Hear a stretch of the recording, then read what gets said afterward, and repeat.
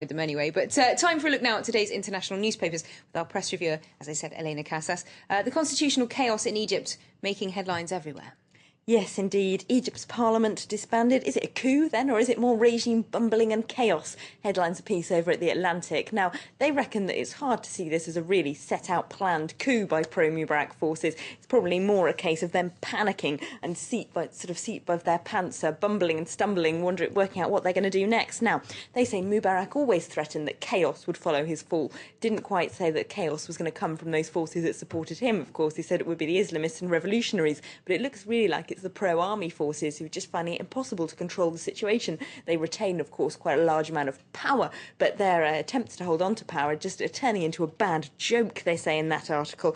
They say, they're meant to be running on a platform of stability and law and order. Ahmed Shafiq, the sort of pro-Mubarak regime forces candidate, is meant to be telling Egyptians he's going to bring peace back to the country and reduce the crime rate and so on. But it looks like it's from those who are supporting him that all the chaos and instability is actually coming at the moment, ironically, they say. Now, over at Foreign Policy, they've got a rather harsher view on the situation. They say this is the end of Egypt's democratic transition. This is the end of its experiment with democracy, and the dictatorship that has gone on for so many decades there is simply going to continue. Very little will have changed from the Mubarak regime in a few months' time, they say, other than the man at its head, the mechanisms, the system remains in place, and that this democratic episode, this democratic parenthesis, is now over. They say this is a planned coup attempt, and Egypt's last year of politics is now devoid of meaning. If a third of that parliament has now got to be re-elected, the legitimacy of the judiciary has just turned into a bad joke. If they keep making all these outrageous decisions, they say, well, they might change their decision and rule the thing constitutional again next week, but it hardly matters anymore because they've turned themselves into a laughingstock. Okay, well, so a pretty pessimistic article there. Anyone feeling a little bit more optimistic?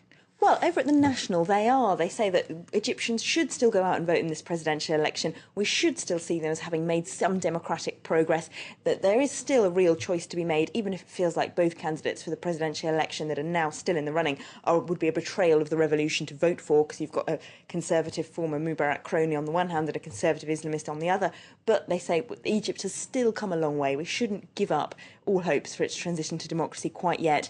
AlAhram, though, the Egyptian newspaper, reckons there's a secret agreement between the SCAF, the Egyptian army, and the Muslim Brotherhood for what they're going to do after this election. They apparently have rather fewer differences between them than the election campaign pitting their two candidates against one another would lead you to think. They, of course, have a lot of shared interests in peace and stability and in silencing, more than anything, the revolutionaries of Tahrir Square, they say there. So they say that those two groups have come to an agreement saying they're going to split the new parliamentary seats that will need to be re-elected after this constitutional court decision between one another, and effectively come to a power-sharing arrangement, which really would render, of course, whatever the Egyptian people decide to do on Sunday pretty much null and void if they've made an agreement already.